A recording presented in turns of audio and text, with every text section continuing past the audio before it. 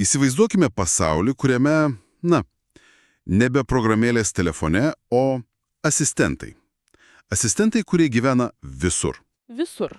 Ta prasme, Taip. Vienas ir tas pats dirbtinio intelekto personažas, jis tave pasveikina iš vonios veidrodžio ryte.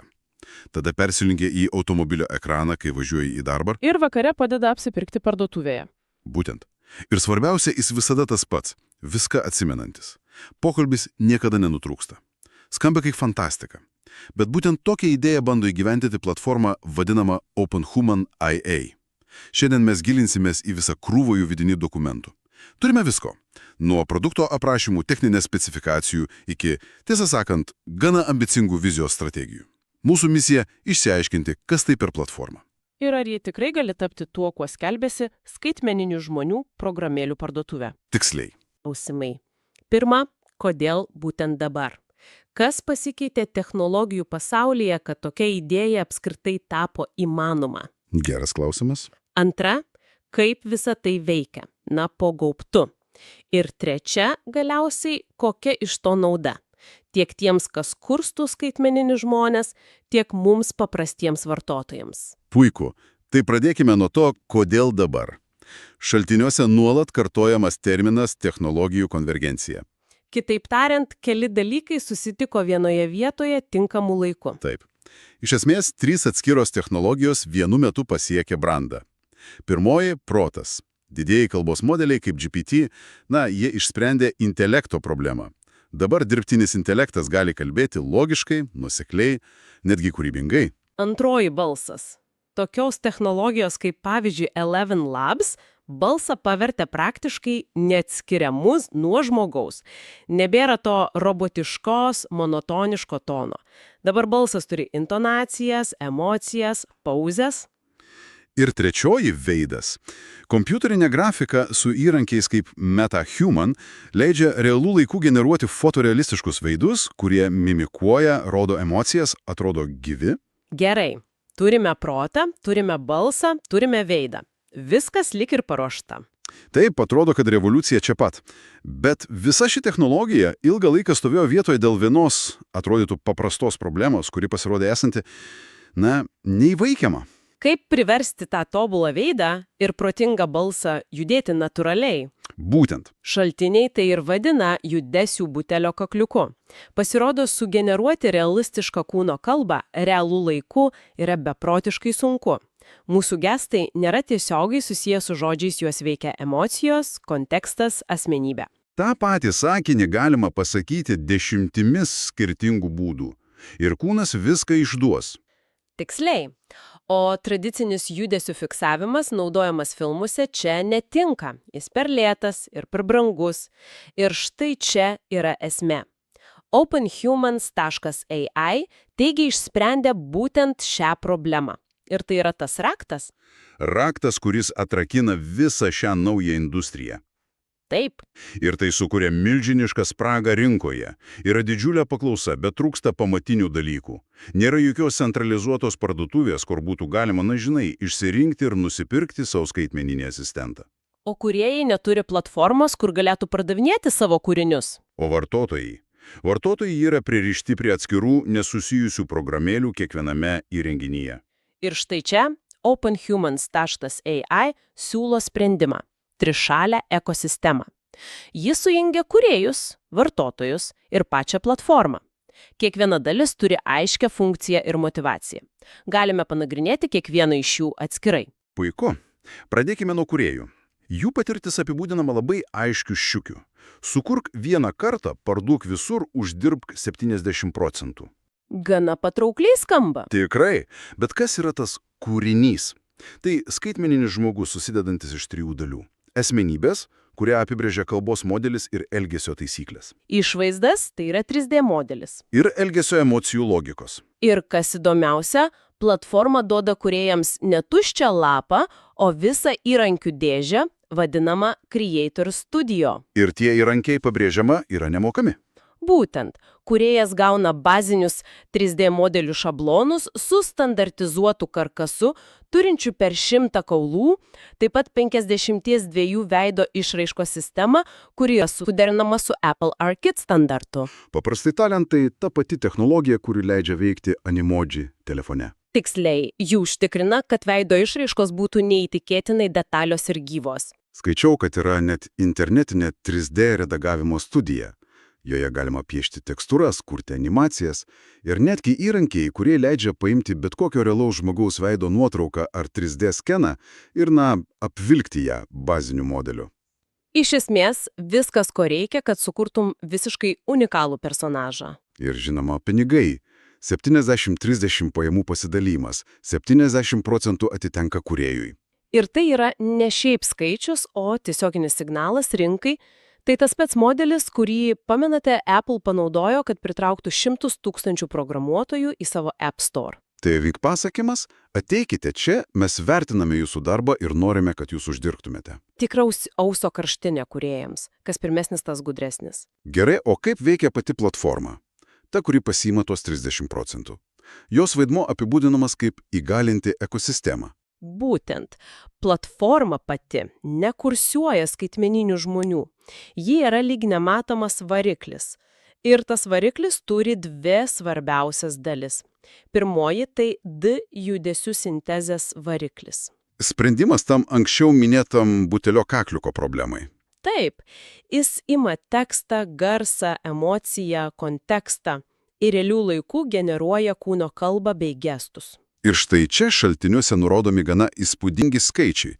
Judesiai generuojami 60 kadrų per sekundę greičiu, o delsa mažesnė nei 50 milisekundžių. Ką tai reiškia praktiškai? Išverskime į žmonių kalbą. 60 kadrų per sekundę – tai standartas, kuriuo siekia modernūs kompiuteriniai žaidimai. Tam, kad judesys atrodytų absoliučiai sklandus, be jokio trukčiojimo. O delsa?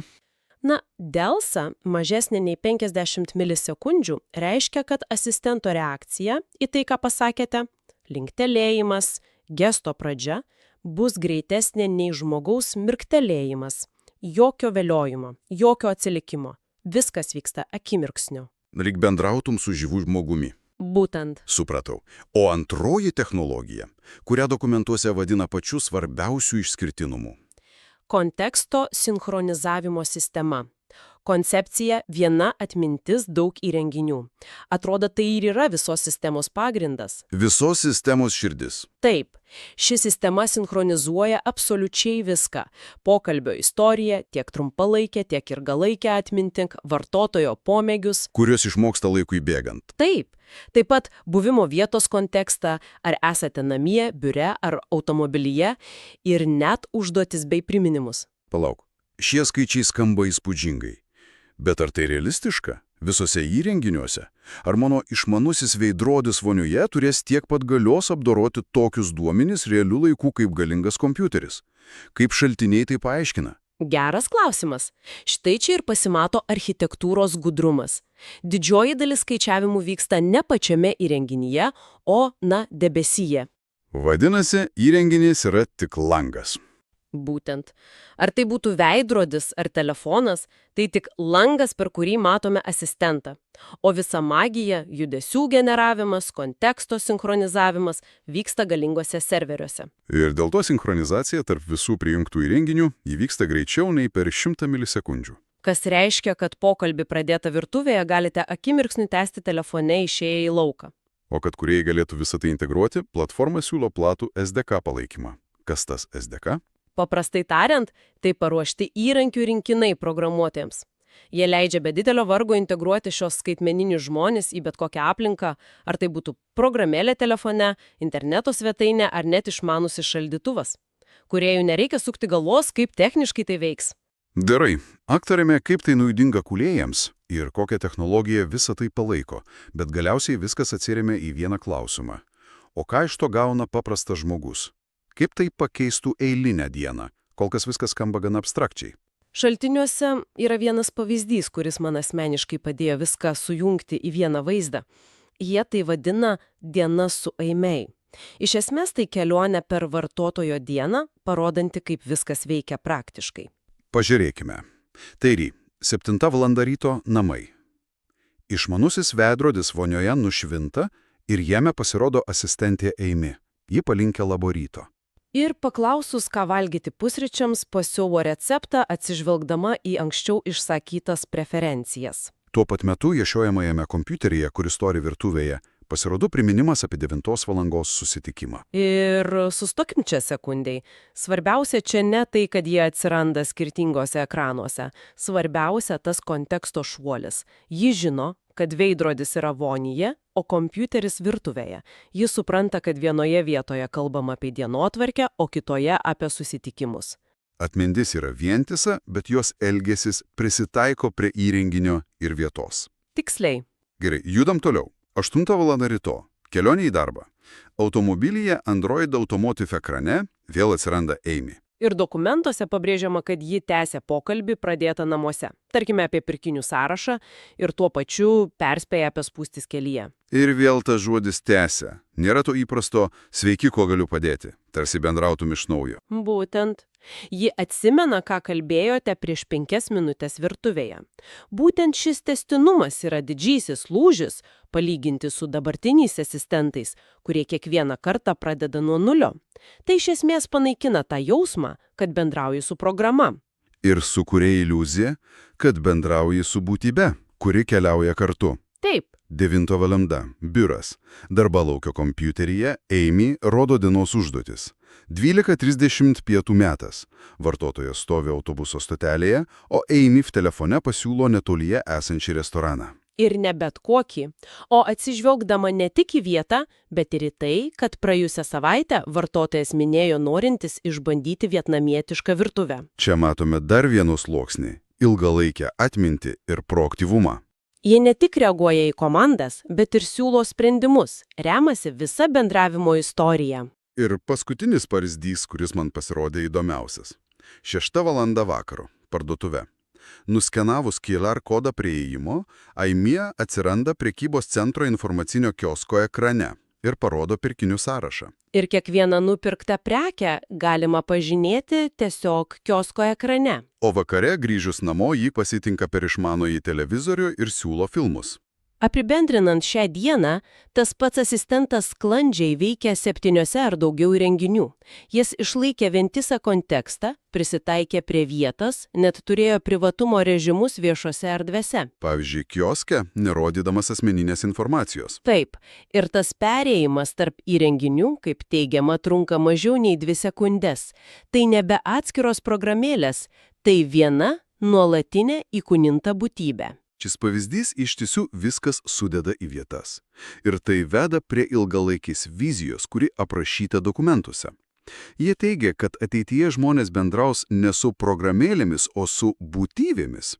Angliškai beings. Ir OpenHuman.ai siekia tapti pagrindinę operacinę sistemą ir prekyvietę šioms skaitmeninėms būtybėms. Būtent. Čia svarbu pabrėžti, kuo ši platforma nėra. Tai nėra tiesiog dar vienas pokalbio robotas svetainėje. Tai nėra avatarų kūrimo programėlė socialiniams tinklams. Ir tai nėra žaidimo personažas. Ne.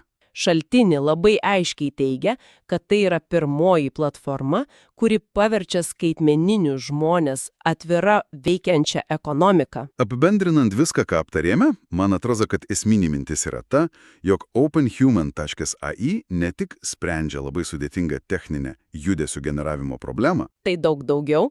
ji kuria visiškai naują ekosistemą ir kūrėjų ekonomiką, kuri savo potencialu yra lyginama su tuo, ką App Store padarė mobiliosius programėlėms prieš daugiau nei 10 metį. Visiškai sutinku. Tai bandymas sukurti ne produktą, o visą rinką nuo nulio. Ir tai palieka mūsų labai provokuojančių klausimų ateičiai, apie kurį, manau, verta pagalvoti. Įdomu? Kaip pasikeis mūsų santykis su technologijomis ir dirbtiniu intelektu, kai asistentai taps nebe atskimomis programėlėmis, o nuolatinėmis įkūnytomis būtybėmis, kurios lydi mus visą dieną ir atsimena visą mūsų bendravimo istoriją. Ką tai reiškia draugystiai, privatumui ir pačiam žmogiškajam ryšiai? kai vienas iš artimiausių tavo draugų yra dirbtinis intelektas, kurį nusipirkai programėlių parduotuvėje?